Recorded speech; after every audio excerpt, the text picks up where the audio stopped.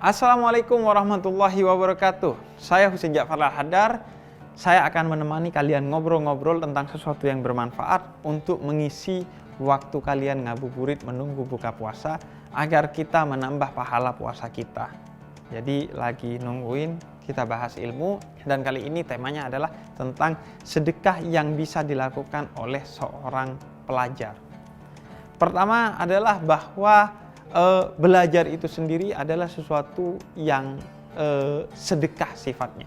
Artinya kita menyedekahkan waktu untuk kemudian belajar, untuk kemudian memberikan waktu kepada kita untuk belajar, itu adalah sedekah. Bahkan kata Nabi dalam salah satu hadisnya, Allah itu tersenyum melihat anak muda yang mensedekahkan waktunya untuk hal-hal yang positif. Termasuk dalam hal ini adalah belajar. Karena dia berarti sudah melawan sofwahnya, melawan waktu yang biasanya dia gunakan untuk hal-hal yang minimal sia-sia, maksimal maksiat. Minimal main game, maksimal nonton hal-hal yang tidak perlu ditonton di HP Anda. Nah, kemudian bedanya antara sedekah dan infak adalah kalau infak itu memberikan kepada orang yang membutuhkan, bentuknya harta, uang, benda, atau apapun. Yang jelas bukan mantan. Kemudian kalau sedekah, dia memberikan sesuatu kepada orang lain, tapi bentuknya tidak mesti adalah harta, uang, harta, benda, atau apapun. Tidak mesti itu. Apapun yang bisa kita berikan yang membuat orang lain bahagia, maka itu sedekah. Kata Nabi dalam salah satu hadis qudsinya, dikatakan ithalus surur fi qalbil ihwan sadaqah.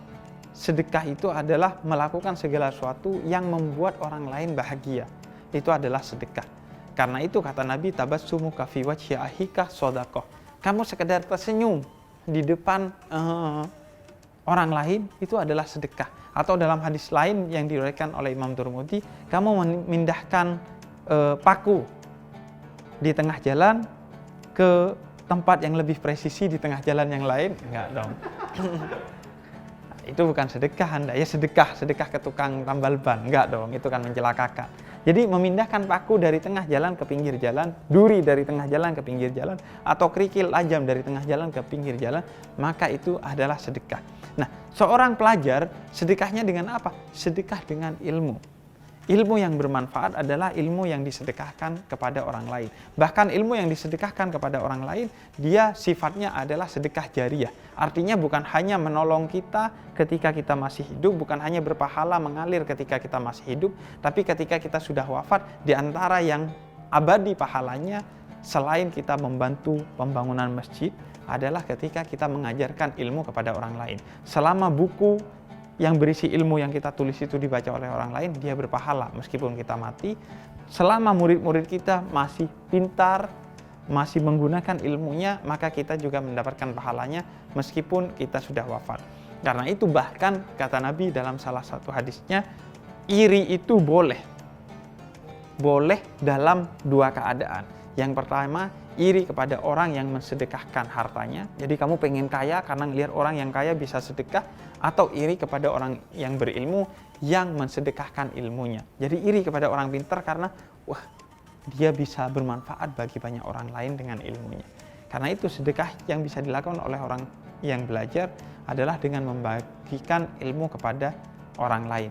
Dan ilmu itu salah satu keagungannya ketika dia sedekahkan, maka dia bukan hanya tidak berkurang, tapi dia bertambah. Karena ketika kita mensedekahkan ilmu kepada orang lain, itu agung di sisi Allah, sehingga Allah anggap itu sebagai bentuk syukur, sehingga Allah tambah nikmat kita. Dan dengan disedekahkan, mungkin akhirnya seperti saya, nanti kan akan menjawab pertanyaan nih. Itu kan mensedekahkan ilmu.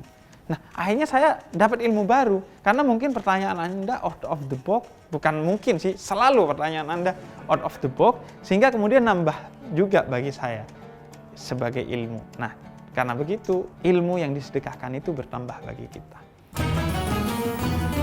Oke, kita masuk ke sesi pertanyaan. Saya akan menjawab dua pertanyaan yang cerdas-cerdas, genuine, orisinil dari Anda. Pertanyaan pertama, Bib, kan tidurnya orang berpuasa itu salah satu ibadah. Nah, kalau kita gangguin orang yang lagi tidur saat puasa, dosa nggak ya? Tergantung. Kalau tidurnya dia memang tidurnya orang yang beribadah, artinya tidur untuk menghindari berbuat maksiat atau tidur untuk istirahat guna agar diri fit ketika beribadah, maka ketika digangguin maka itu termasuk dosa. Tapi kalau Anda gangguin teman yang tidur dari sahur sampai asar, itu bukan dosa, itu justru pahala. Karena kenapa? Karena pasti duhurnya kelewatan. Kalau asar masih belum bangun, kita bangunin ketika duhur. Atau itu akan membuat pahala puasanya dia menjadi tipis. Karena memang tidur adalah ibadah. Naumus shaim ibadah, kata Nabi. Tidurnya orang yang berpuasa itu ibadah. Tapi kan harusnya logika Anda, kalau tidur aja ibadah, apalagi belajar. Bukan karena tidur adalah ibadah, ya sudah tidur. Apalagi, Bib, tidur adalah ibadah, belajar juga ibadah, Bib. Di bulan puasa, iya. Ya sudah, kalau gitu saya belajar dan tiduran.